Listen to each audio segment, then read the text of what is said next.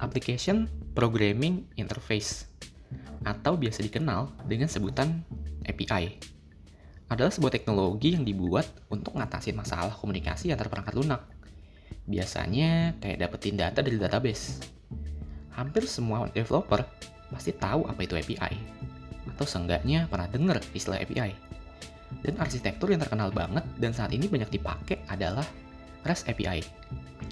Dalam REST API, misal sebuah klien mau ambil sebuah data buku dan data seorang penulis buku. Biasanya, klien harus akses dua endpoint, yaitu untuk dapetin data buku dan data penulisnya. Klien bakal nerima semua data yang dikasih sama server, walaupun mungkin ada beberapa data yang sebenarnya nggak dipakai nih sama si klien. Jadi, apa bisa nih, klien punya kemampuan buat nentuin data-data apa aja yang dibutuhin, dan bentuk data yang dibutuhin itu kayak gimana, selain cuma bisa akses endpoint ke server aja. Di video ini, gue akan coba jelasin sebuah teknologi yang mungkin bisa jawab pertanyaan barusan. Teknologi itu adalah GraphQL. GraphQL ini awalnya diciptain sama tim internal Facebook yang dipakai buat keperluan internal tahun 2012. Terus, Facebook kayaknya ngerasa nih, kalau GraphQL ini kayaknya terlalu sakti mandraguna buat dipakai sama Facebook sendiri. Dan ngeliat potensi dari GraphQL yang bisa jadi cara baru dalam komunikasi dengan API, jadi di tahun 2015, Facebook merilis GraphQL untuk publik. GraphQL bisa dibilang kayak konsep lain dalam membangun sebuah API, di mana GraphQL berperan sebagai layer antara klien dan beberapa server buat menerima request dari klien dan ngasih data yang sesuai dengan apa yang mereka butuhin. Gue akan memberikan metafora atau analogi sederhana buat ngegambarin peran dari si GraphQL ini. Anggaplah ada seorang pemuda yang suka rebahan tapi banyak maunya.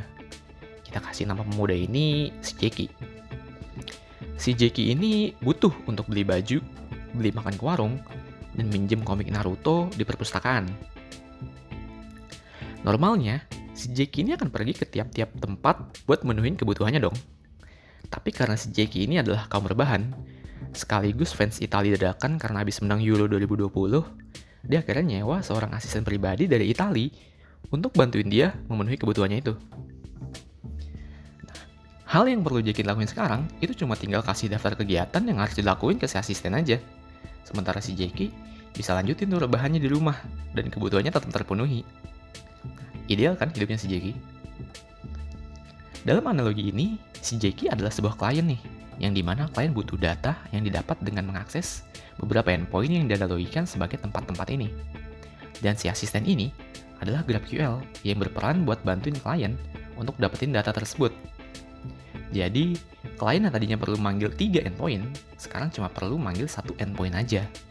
Dan sisanya dihandle sama si GraphQL. Ini adalah gambaran perbedaan GraphQL dengan REST dalam kasus barusan, di mana dengan REST kita perlu manggil 3 endpoint untuk dapetin data yang kita mau. Tapi, dengan GraphQL, kita cuma perlu ngakses 1 endpoint aja. Untuk bisa pahami dan implementasiin GraphQL, ada 4 terminologi yang menurut gue penting untuk diketahui dulu supaya bisa pakai GraphQL. Nah, ini adalah 4 terminologi yang perlu kita tahu sebelum bisa pakai GraphQL. Ada query, mutation, schema, dan resolver. Di video ini, gue akan lebih jelasin dari sisi server atau backend-nya dulu. Yang pertama query. Kita akan bahas query dulu. Kembali ke analogi si Jeki tukang rebahan yang punya asisten dari Italia tadi. Karena si Jeki maksa pengen punya asisten dari Italia, Jeki perlu bisa bahasa Italia supaya bisa komunikasi dengan lancar sama si asistennya. Kalau udah gitu, si Jeki bisa dengan gampang nih kasih tahu si asisten kegiatan apa aja yang perlu dikerjain. Karena mereka berkomunikasi dengan bahasa yang sama, bahasa yang dipahami sama keduanya. Query ini bisa dianggap sebagai bahasa Italia tadi. Dengan kata lain, query ini adalah suatu bahasa atau script yang dipakai sama klien supaya bisa kasih tahu GraphQL server data apa aja yang mau diambil sama si klien. Misal di sisi klien, ngakses 1 endpoint untuk nampilin data buku yang ngembalin respons kayak gini. Dimana di respons ini ada title, genre, description, ID, dan lainnya. Tetapi dari sisi klien sebenarnya cuma butuh untuk nampilin ID, nama buku, sama genre-nya aja. Klien nggak butuh amat tuh dapetin data sisanya itu. Jadinya bentuk query yang akan dikasih oleh klien adalah kayak gini. Mungkin lo udah familiar nih dengan bentuk query ini, karena bentuk query ini mirip banget sama struktur data JSON. Lo cuma perlu masukin key atau field dari data yang emang benar-benar lo butuhin di sisi klien, yang dimana di sini kita masukin field ID, title, dan genre. Nantinya, respons dari server bakal berubah jadi kayak gini. Responsnya akan nampilin data-data yang diminta sama klien tadi, yaitu title, ID, dan genre aja. Sementara data sisanya nggak akan dibalikin sama server. Cukup simpel kan konsep dari query ini?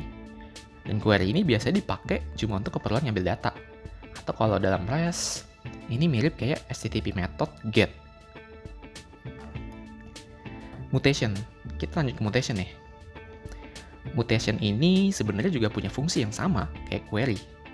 Mutation ini fungsinya buat alat komunikasi dari klien dan server GraphQL.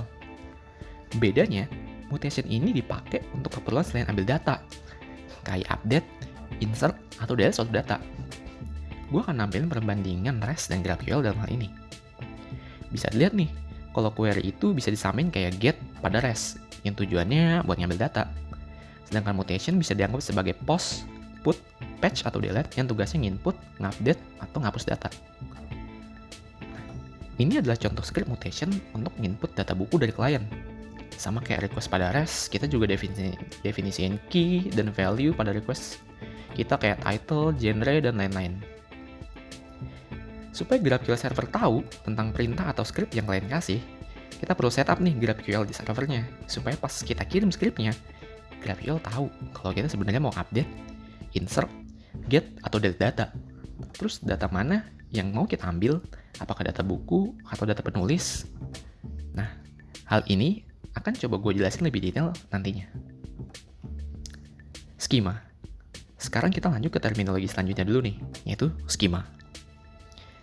Schema bisa dibilang kayak bagaimana bentuk data yang kita mau itu kita definisin.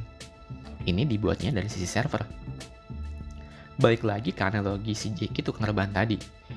Salah satu permintaan si Jeki ke asistennya adalah buat minjem buku komik Naruto di perpustakaan. Perpustakaan yang bagus biasanya udah kategorin buku-buku di sana. Misalnya, di perpustakaan itu udah punya beberapa rak buku yang diisi sama buku-buku yang punya kategori yang sama.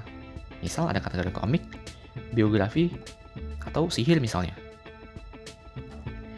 Hal ini tujuannya buat ngemudahin pelanggan nyari buku apa aja mereka mau. Dalam kasus si Jeki tadi, si Jeki udah bilang ke asistennya kalau dia mau beli buku komik yang judulnya itu Naruto. Pas si asisten sampai di perpustakaan, dia nggak perlu bingung lagi nih mau mulai nyari dari mana. Dia bisa langsung pergi ke rak buku komik dan nyari komik dengan judul Naruto di sana. Ini adalah fungsi dari schema, di mana server udah memetakan tipe-tipe atau script yang kemungkinan bakal dikasih sama klien. Jadi, server bisa dengan cepat kasih data yang sesuai sama yang klien mau. Nah, ini adalah contoh schema dalam sisi server. Di sini kita buat suatu schema dengan nentuin nama tipenya adalah book.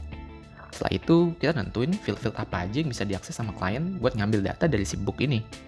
Di sini kita definisiin beberapa field, yaitu ID, title, genre, description, dan lain-lain. Jadi, pas klien mau ngambil data dari server, kurang lebih query-nya bakal kayak gini. Setelah klien ngasih query kayak gini, maka server GraphQL bisa langsung tahu nih, bisa langsung identifikasi kalau klien mau ngambil data dengan tipe book dan field yang mau diambil itu adalah title, genre, description, dan lainnya. Kalau udah di setup gini, udah bisa nih ngelakuin query buat ngambil data buku sesuai yang klien butuh. Nanti GraphQL bakal langsung tahu kalau klien cuma pengen data buku yang mana aja sesuai dari field yang dikasih. Gue akan lanjutin satu skema lagi, yaitu untuk author atau penulis bukunya. Sama kayak get data buku tadi, kalian bisa query buat dapetin data autornya sesuai dengan skema yang udah dibuat. Misal mau dapetin data nama sama umur dari penulisnya. Query yang dikasih dari klien bentuknya akan kayak gini. Dan data yang dikasih dari server bentuknya juga ngikutin query-nya yang cuma balikin data nama sama umur penulis. Nah, sampai sini kita bisa lihat kalau kita bisa dengan fleksibel nih nentuin data apa aja yang kita mau untuk dibalikin dari server. Ini bisa ngurangin data yang sebenarnya redundant karena dibalikin dari server tapi bisa aja nggak dipakai di klien. Nah, terus bisa nggak kalau misalnya klien mau dapetin data buku sama data penulis bukunya? Ya udah, kita tinggal sesuaiin aja skemanya dengan yang dipengen klien. Tapi sebelum nampilin skemanya, mungkin gue akan coba jelasin berai dari konsep skema ini. Tadi si klien mau dapetin data buku yang ada data penulis bukunya juga kan? Nah, gue akan coba gambar graf sederhana supaya bisa gambarin hubungan atau relasi antar buku sama penulisnya yang kurang lebih kayak gini. Di sini ada dua autor atau penulis, di mana masing-masing autor punya lebih dari satu buku, dan setiap buku punya relasi dengan satu autor. Tapi kita juga bisa lihat nih, kalau ada buku yang punya relasi dengan buku lain, dan secara nggak langsung bisa punya relasi juga sama autor buku lain tersebut. Oke, anggaplah ada klien yang mengambil data dari satu buku ini dan mau juga data penulisnya. Maka bentuk query-nya akan jadi kayak gini kira-kira. Nah, untuk bisa kenalin query ini, server kita juga harus buat skemanya. Kita perlu nambahin field untuk author di skema buku kita. Jadi kayak gini. Nah, sebenarnya di sini juga udah bisa lihat nih fungsi dari resolver. Atau kalau lo nggak ingat, resolver itu adalah satu dari 4 terminologi yang gue sebutin di awal tadi.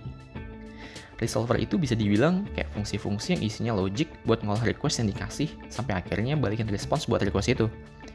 Di sini resolver biasanya punya dua parameter, yaitu parent dan args. Di sini kita bisa lihat ada agregasi data, di mana data author ada di dalam data buku. Jadi pas resolver dalam author itu ngakses data parent, ya yang diakses itu data si buku itu.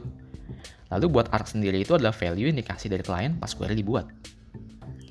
Setelah skema ini dibuat, kita perlu wrap lagi nih skema ini jadi kayak gini. Jadi ketika query book ini dipanggil, server bakal tahu kalau yang harus dibalikin itu skema book type tadi. Di sini kita juga nambahin argumen berupa book ID yang bisa dipakai resolver buat cari data buku yang dibutuhin ke database. Setelah di-wrap kayak gini, baru deh query yang dikasih klien tadi bisa dikenalin nih dan diproses yang akhirnya bakal balikin data yang sesuai dengan query yang kurang lebih bentuk datanya jadinya kayak gini. Di situ kita dapat data buku sama field yang emang klien butuhin. Kita juga dapat data penulis bukunya berupa nama dan umurnya. Jadi nggak akan ada nih data yang redundant, karena ini adalah bentuk data yang emang di-request sama si kliennya. Jadi kita udah bisa praktekin nih relasi yang ini. Dimana kalau klien get data buku, dia bisa dapetin data penulisnya juga. Selain sama penulis bukunya, kita juga bisa punya relasi nih sama buku-buku lainnya, sesuai sama graf yang udah gue gambar. Tadi klien mau ngambil data buku sama data penulis bukunya. Terus anggaplah klien ini banyak maunya. Sekarang dia juga mau responsnya tadi juga balikin list data buku yang genrenya sama. Nah, ini bakal ngejelasin gimana bisa ada relasi antara satu buku dengan buku lainnya. Dimana kasus ini adalah si klien mau balikin data-data buku juga yang genrenya sama. Ya udah, kita tinggal tambahin aja nih field di skema book type-nya buat balikin data buku yang genrenya sama. Kira-kira bentuk skemanya jadi kayak gini. Dimana kita bikin field lagi yang udah gue kasih nama similar book dan akan balikin list dari book type. Dan resolvernya akan get data ke database pakai genre dari parentnya kayak gini. Kalau skemanya udah dibuat, ya udah kita tinggal ngelakuin query lagi buat dapetin data buku yang genrenya sama. Bentuk query-nya juga cuma tinggal nambahin field similar book aja yang kayak gini. Kita mau ambil data title, genre, sama description dari buku yang genrenya sama. Dan response dari server, ya bakal jadi kayak gini. Dia bakal ngikutin request yang dikasih sama klien dan skema yang udah kita buat di sisi server. Bisa dilihat kalau responsnya akan balikin buku dengan genre yang sama, di mana di sini genrenya adalah romance. Jadi saat klien get data suatu buku, klien juga bisa dapetin penulis dan list dari genre buku yang sama yang dalam kasus ini genrenya adalah romance. Nah, kasus-kasus barusan adalah kasus-kasus yang kliennya tuh mau cuma ngambil data satu buku. Sekarang kita bakal coba buat skema di mana klien bisa ambil list data semua buku yang ada. Nah, kita udah tahu nih kalau kasus sebelumnya skema book type tadi itu di-wrap lagi dengan fungsi supaya klien bisa kasih parameter ID dari buku yang dia mau. Untuk dapetin data buku, kita nggak perlu ubah-ubah skema book type tadi. Kita cuma perlu bikin wrapper lagi yang nggak perlu parsing parameter ID dan resolvernya akan balikin semua data buku yang ada kayak gini. Fungsi wrappernya bentuknya akan jadi seperti ini. Gue namain wrapper ini dengan books. Ya udah, kita tinggal bikin query lagi nih yang tipenya books kayak gini. Response dari server akan balikin semua data buku yang fieldnya juga udah kita tentuin. Kita bisa lihat kalau server balikin list semua data buku dan data dari penulis setiap buku sesuai dengan query yang udah kita kasih kayak gini. Jadi dari semua query yang udah kita buat, si klien bisa ambil data buku, penulis, buku dengan genre yang sama, dan list dari semua buku dengan query yang bisa mereka atur sendiri. Pastinya ini kelihatan fleksibel banget kan? Karena kalau lu sebagai klien, lu bisa atur sendiri nih data yang lu mau. Yang dimana kalau di REST, data yang lu terima dari server itu udah fix, nggak bisa lu ubah-ubah lagi. Sedangkan di sini lu bisa nentuin data yang lu butuhin dan cuma akses satu endpoint aja. Oke, barusan kita udah bahas nih konsep dari schema. Dimana secara nggak langsung kita juga udah sekalian bahas konsep dari resolver tadi, yang sebagai logic buat proses request sampai balikan response ke klien. Nah, ini adalah 4 terminologi yang udah kita bahas, yang menurut gue penting untuk mulai belajar GraphQL. Sebenarnya, ada lebih banyak lagi konsep-konsep GraphQL, kayak fragment, variabel, alias, dan lain-lain yang bisa lo ekspor sendiri. Sekarang, gue mau nampilin main class dari project GraphQL sederhana yang udah gue buat pakai Express.js. Yang mau coba gue sharing di sini adalah, di sini gue buat satu endpoint, yaitu /GraphQL. Endpoint ini adalah endpoint yang selama ini kita pakai buat get data buku dan penulis tadi. Kayak yang tadi udah sempat gue bilang, kalau dari awal kita get data buku, penulis, data buku dengan genre yang sama, sampai list buku, itu cuma lewat satu endpoint ini aja. Lewat satu endpoint ini aja, kita bisa dapetin berbagai data dengan berbagai struktur, dan kita bisa nentuin field mana yang benar-benar kita butuhin di sisi klien. Lalu, endpoint ini kita masukin atau daftarin skema-skema yang tadi udah kita buat. Skema-skema yang udah kita buat tadi biasanya di-wrap di suatu fungsi. Yang fungsi wrappernya itu biasanya kan di-wrap lagi di satu fungsi lain namanya root query. Root query inilah yang kita taruh di sini. Yang isi dari root query ini adalah skema-skema yang udah kita buat tadi. Setelah tahu gimana GraphQL itu bisa dipakai, biasanya beberapa orang bakal mulai bertanya-tanya nih, dan ngerasa kalau GraphQL itu mungkin lebih baik dari REST, dan mungkin akan gantiin REST. Yang pada kenyataannya itu sebenarnya nggak sepenuhnya benar sih. Kalau kita ngelihat dari fleksibilitas GraphQL, pasti banyak banget keuntungan yang kita bisa ambil dibandingkan dengan REST kan. Tapi ada beberapa hal dari REST yang menurut gue masih lebih baik dari GraphQL. Kayak misalnya, salah duanya adalah input file atau pagination, yang butuh konfigurasi lebih kalau kita pakai GraphQL. Dan yang menurut gue akan jadi tantangan juga adalah di GraphQL, adalah kalau kita diminta untuk menggambarkan graph yang optimal untuk nunjukin relasi antar objek dalam sistem yang udah gede banget. Pasti akan jadi tantangan tersendiri sih untuk kita yang baru belajar GraphQL. Makanya sebenarnya GraphQL dan REST ini bisa dibilang saling lengkapin, dan punya kelebihan dan kekurangannya sendiri yang belum bisa diatasin satu sama lain. Oke, jadi segini aja video tentang penjelasan terkait GraphQL yang bisa gue sampein. Semoga gue menjelaskannya cukup baik dan gak bikin lu semua yang nonton video ini malah jadi bingung. Gue harap video ini bisa bermanfaat buat lu semua yang mau tahu tentang apa itu GraphQL.